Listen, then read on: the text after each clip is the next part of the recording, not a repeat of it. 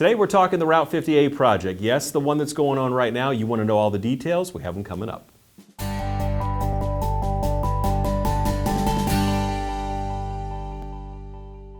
Joined now by Robert Lewis, who's the interim director of our Public Works Department, to talk about the largest capital improvement project in the history of the city of Suffolk. It's a pretty big undertaking, isn't it? At least as far as a roadway project. Roadway yes, projects. Sir. So we're talking about Route 58. Stretch of road is about 3.1 mile? 3.1, 3.2, somewhere in that area. Widening. So what is the thought process behind why this project is needed? What's the impetus behind it? Well, certainly that is one of the major corridors in the city of Suffolk. It is one of the what we call corridor of statewide significance for the Commonwealth of Virginia. Mm-hmm. It is very important to the city, and it is very important to our state and region with port traffic moving in and out. Right. And over the last few years, traffic volumes have continued to skyrocket. And the needs have been there for a number of years, and we've been working for a number of years, and we finally got to the point we have closed the gap on funding and have issued notice to proceed and are ready to move forward with constructing a wider, more modern highway. And as far as the funding for this, it's coming from a variety of sources, though, right? It is. It's coming, a large portion of it comes out of the federal government, mm-hmm. Channeled through VDOT. There are some state funds in there, and there's certainly some local funds in there. Right. And out of those state and local funds, many of those and federal funds, there's a variety of different programs. Mm-hmm. So we've had to cobble together a number of different programs in order to put together the significant funding necessary for this project. As we're talking here today, project's already underway, work is going on. People certainly see the cones and the barriers and the barrels and all that stuff like that. So what can people expect over the duration of this project for how this project will kind of unfold? So we issued a notice to proceed on this project to contractor back the last day of March. Mm-hmm. We had a groundbreaking ceremony on June the 3rd, and the construction started thereabouts. This project is anticipated to take about 44 months, so that's just shy of 4 years. So at this point, early December 2024 is the completion date. As you can imagine, one of the biggest logistics on this project is managing construction while maintaining the necessary volumes of traffic that have to move through. Right. So at this point, we are seeing this as what we're calling a 4-phase project. Okay. And the phases deal with how we manage the traffic back and forth. So we're in phase 1, mm-hmm. and essentially what phase 1 is, the contractor is out there clearing and getting ready to do temporary widening on the north side of the project. So they will be building additional laneage over there. Once that section is complete, our idea is then we take the traffic that is now westbound and shift it north onto this new pavement. Mm-hmm. The traffic that is currently eastbound shifts across the median onto what was traditionally the westbound. Gotcha. That will then free up the south side of the road. The contractor will go in then and do the same. He'll rip everything out. He'll build a new road, new laneage on the south side of the highway. Right. Upon completion of that, he'll come back and we will shift traffic from the north side all the way to the south side. So all the traffic will then be on the south half of the highway. Got it. So in phase 3, the contractor goes back and a lot of that temporary work we did in phase 1 will then be completed. Got it. It's been designed so that what we build in phase 1, we generally don't have to tear it and do away, but a lot of times the grades come up. Sure. And we have to do additional drainage and other things. So the second half of the highway is constructed. Mm-hmm. At the end of phase 3, the two directions, the north and south, east and west, kind of get separated. So all the westbound traffic will get pushed on the north side of the highway, all the eastbound traffic on the south side of the highway, and we're left to kind of do that little piece in the middle, the final median, right. The kind of what I call the no man's land out there, where all the a lot of the traffic control devices and communication, street lighting, right. Those final items will be placed, and then at completion, everything is finalized. But again, it's going to stretch out over about a 4-year period. Well, the way you described the processes and the phases, I mean, that's a lot of moving around. I'm glad it is a lot of moving around. Some intelligent people like you, Robert, and the rest of the teams that are involved have figured all this out, the way to make this work. Yes. You know, and like you said, to keep people moving in a safe and effective manner, right? And one of the goals we have with our contractor, as we approach these milestones, as we approach the beginning of a new phase, and especially as we approach a phase that's going to dramatically impact traffic, impact where you drive, and access to both the adjoining property owners and the businesses. Right. Our intent is to have some town hall type meetings out in the community We'll tape those, we'll put them online so everybody can see them, but certainly we want to have the face-to-face, in-person meetings to just explain to folks what's upcoming, what to expect, how it's going to work, hear feedback. Right. So that, again, if there's something that's not working properly, we have the opportunity to try to correct that midstream. While you, as you say, we think pretty good plans of how to manage traffic, recognizing that there's always opportunities that we may need to make minor tweaks in that and hopefully make traffic operate better. Got it. Well, certainly one of the aspects of the widening is safety is one of the key things there. What kind of safety enhancements can people expect? It's simply just adding the extra lanes, or what are we talking about as far as when everything is said and done? Sure. After the 44 months are over. So the reality is that piece of highway is probably what I would classify as about a 1950s era design, which was state of the art in the 1950s, and certainly today it is not. So there are open drainage ways. Many times in those open ditches there are head walls, big concrete pipes sticking up, other things. There's very little shoulder on the roads because, again, back in the day we just didn't build them that way. So if you tend to drift off the highway, there's not a lot of forgiveness.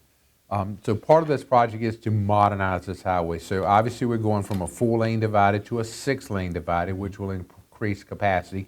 The laneage will go to modern. Every lane will be a minimum to 11 feet wide. The outside lanes are actually 12 feet wide because of the curb and gutter. We'll have closed drainage.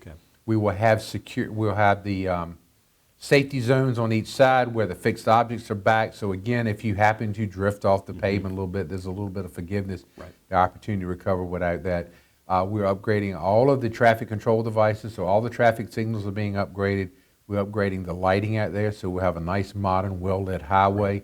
We will have devices out there that allow us to monitor the traffic to see what's going on.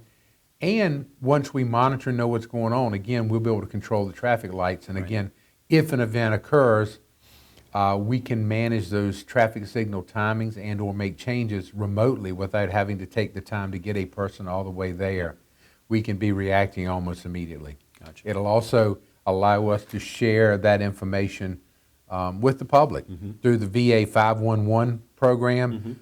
Some of our cameras currently are available. The city is in a process that we'll be announcing very shortly of putting our own 511 type app up called Travel IQ, and we'll have some more information on that. And in that, you will be able to see the level of service, congestion, video cameras, any incidents, any work zones on an instantaneous basis. So again, we're seeing this as a great enhancement to safety. Indeed. The other thing we're doing is we're modernizing what's called access management out there, where today every spot on the highway's got a driveway. Some of them are nice wide driveways so you can turn fast. Some of them are very narrow. Some places have 2 driveways, 3 driveways, 4 driveways. Every time there's an access point like that, that's a point of friction on the highway. It creates an opportunity for congestion and or accidents. So part of this project also is to modernize that, become a more standard access management with correct, safe driveways and aprons. Some places you only be able to turn right in, right out on because of the median. Other places where we do have cross access across the highway, you have left and right turn lanes in the appropriate places. Everything will be built to standards, nice wide median. As you're aware, there's a couple places that there's some concrete median that's only about 12 inches wide. So even though you're separated, you're pretty close. We'll have nice modern. I think the minimum spot will be either 6 or 12 feet wide, so there'll be a much wider median separating you. Pedestrian facilities, there will be a multi-use path on one side of the highway and a sidewalk on the other, so that pedestrians coming up and down have a safe place to walk, a bicyclist and ride. Pedestrian crosswalks at all the traffic signals, so again, you can get safely back and forth. So again, we think it's going to be a great safety enhancement. And a couple of things I think people, if they're motoring through that area now, can expect and actually not expect, can see, is there's a portion of the median that y'all have closed down. So that was something that's been done now and will continue to be that way after the project is complete, correct? That is correct. So we've been noticing and watching for a number of years safety issues related to that. And since that is ultimately going to get closed, and again, it's just a point where it's really close between 2 existing traffic signals. You're coming off the bypass. We said now's the time. Let's go and get folks ready, get them prepared, go and shut it down. Right. Thus far, we have not had any negative feedbacks. I have not seen any incidents, and I personally drive that corridor multiple times a day, and I Yeah. think it has enhanced the safety quite a bit by closing that median. And then not only that, but I know there's some flashing signs and a new, well, negative penalty, shall we say, for driving fast in the work zone area. Talk a little bit about that and sort of the thinking behind that. Sure. So that area has been a 45-mile-an-hour speed zone for many, many years.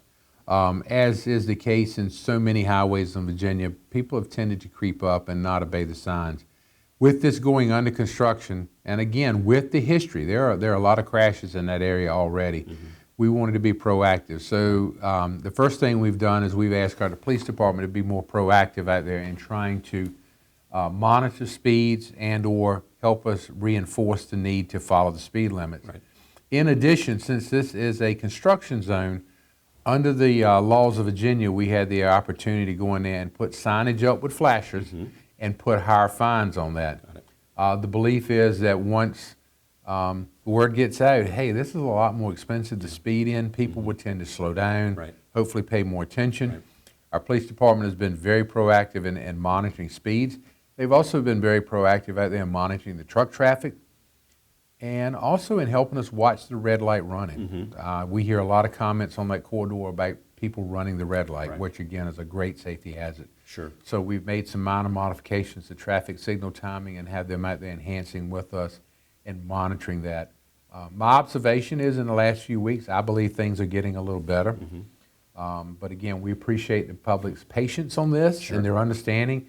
But again, our goal is, and our prime goal above everything else is to keep everybody safe. Of course. We need to build a highway. Right. We will build a highway, but we want to do it safely, and we want everybody to make it home to their families and not have the repercussions of having a crash. And certainly, I know we talked before we started taping here, but there's a lot of construction, road project aside, that's going on in this corridor as far as businesses and things popping up and things like that. So bringing all that together and continuing to keep it safe, continue to make it work for everybody involved, whether you live on that road, directly on the road, or in one of the neighborhoods that funnel off of there, or you have an existing business or one that's coming up in there. I mean, there's a lot going on in that section of roadway. There is. This highway corridor has now started generating a lot of interest on the development side. So for several years there, we've been buying right away, and you've seen a lot of businesses, properties go away, and we tear buildings down, homes down, Right. as we prepared for this. Now with the project underway, we're starting to have folks knock on the door and said, hey, we're looking at a piece of property out here we'd like to build or whatever. Sure. Can you help us through that? Which again, we love to do. We love to help them pre-plan, help them make sure when they bring their stuff in, it's going to fit into what's already going. Again, a lot of these folks are just looking at the corridor and they're not realizing there's already a set of plans. So again, we help them coordinate their work into what's already approved. Sure. But again, as you noted, there's going to be a lot of work in this corridor that's not just our highway construction. There's still utility constructions ongoing out there. And again, there's a lot of private growth either occurring or getting ready to occur. And certainly on the western end with the industrial park, there's a lot of growth going on there. So there's one building nearing completion. There's a second one getting ready to come up out of the ground. There's a third one that's probably going to happen here very shortly. So again, it's generating a lot of interest. Yeah. With that, that's also generating some commercial interest. Exactly. So one of those that's a positive to me is down there at the truck stop. And as we know, Mr. Sadler from Emporia has purchased that. Right. He's committed. He's under design. Sure. And again, he's going to bring some more local businesses, some more service-type businesses, some more restaurants and things in that are not going to support just the traveling public and the trucks, but it's going to support the community in general around there. Now, the Manning Bridge area, the intersection there, correct me if I'm right, that was also kind of included with this project as far as the timing and the layout and everything, correct? Is that something that kind of got added, let's say, into it, so to speak, in a roundabout way? Is that Yes, well, not exactly a roundabout way. So what happened there, officially today there are two projects ongoing. One is called the Route 58 project, and the second one is called the Manning Bridge intersection project. Right. What happened there, this project when it was first envisioned was the full 3.1, 3.2 mile length of highway. As we dealt with funding issues and trying to put that together, we ended up coming back and we kind of cut the Manning Bridge Road, so it's about 1,500 feet on either side of Manning Bridge Road, that intersection out, with the idea we could do that early, get some of that work done Right. while we continue to find funding for the rest of the 58. Sure. When that initially went to bid, it came in way over budget. But about that same time, some other funding became available for 58. Right. So the decision was made, we just put it back together into one big project. Got it. However, because of the fact that it had been separated, been given separate numbers, Right. we couldn't just roll it back officially into one. So from the motoring public, it's all going to look like one. Right. From I and my staff and the paperwork perspective, we got two Got different it. projects we have to manage. So it's a little more of a headache for us, but again, in the end, we end up with a complete highway through that section. Now, what are you and your team doing as this project progresses? I mean, certainly there's inspections and monitoring and all that's going on. I mean, that's a lot of legwork as far as for staff in conjunction with everything else going on in the city of Suffolk, right? Yes, it is. So I have a project manager that's assigned full-time to this, and he is on that project every day. Got it. Additionally, because as you mentioned earlier, this is probably the largest highway project the city has ever done. Staffing-wise, we don't have enough staff people to manage a project of that size and when it comes to all the inspections. So we have two different companies that are assisting us with the day-to-day inspection. They're watching the asphalt go in, the pipe to go in, the different items to be installed. In addition, one of those companies is also helping us on the backside in managing the paperwork to make sure we get everything correct. And we don't get to the end and somebody says, hey, you missed something here and we Right. can't pay you for that. So again, Right. we're doing that. Sure. We do have some of our staff out there. It's actually a great training opportunity. So I have staff that are used to working on smaller projects. And we're at a little bit of a lull on Right. some of our smaller projects Yeah. right now. So it's an opportunity for them to Yeah. learn so that in 8-10 months when these other projects, next projects come online, they're ready to hit the ground running. Perfect. But again, I have to tell you, I'm involved in it every day. There's not a morning I get up that I look at my email, or an evening I go to bed, I look at my email. There's Right. usually not something Sure. related to this project. And again, as I said, I live in this corridor. Right. I live this corridor. I drive this corridor. And they know when I'm calling, there's probably something going on. So I've told them it's either the best thing in the world or the worst thing in the world for the contractor because Right. I live there. Right, right. Well, you got eyes on it, and it certainly Every is near and dear day. to your heart. Yes, so, sir. You're a vetted interest in this project in interest. more ways than one, right? Yes, sir. Very good. Well, Robert, I appreciate your time today to kind of lay out as far as what's going on right now with this project. Certainly, we want to touch base with you a little ways down the road, kind of see, pardon the expression, to see kind of how things are going, progressing. Looking forward to those public meetings that you talked about as far as with the community when the phases kind of come in so people know what's coming, how it will impact kind of what's going on. Anything else you want to add before we close? I just want to add one Sure. thing. I do hear a little bit of comments sometimes about the cost of the project. Right. So I wanted to touch base on that. This at this point is somewhere around an $84–85 million project, and that's all encompassing. So we initially have spent a little over $4 million doing the preliminary design to actually get the plans and design, survey done, and all of that. At this point, the contract to construct this is a little over $43 million. So you can do the math pretty quickly. That means there's about $35 million, probably just shy of half the cost of this project, has gone into the acquisition of right-of-way. And certainly that's a double-edged sword. Some folks say, well, I don't know why it takes so long to buy this. I don't understand why you pay so much for it. And other folks are saying, well, I don't know why I can't get more money for my property because you impacted me. It's a balancing act. We have to follow a lot of federal and state requirements, and we do follow all of those. But again, I think it's significant to note how expensive a road project is. Certainly if we were out in the woods and it was brand new virgin ground and we can knock trees down and start building a road and we have one or two property owners, it would be much cheaper to build. Right. But when you're building an existing corridor, there are well over about 130 property owners we've dealt with out there, everywhere from a home to a business. Right. And we have to meet each of those needs. So the needs of a homeowner are certainly different than the need of a fast food restaurant, Right. the needs of a church. Sure. So again, we tried to balance all that. Right.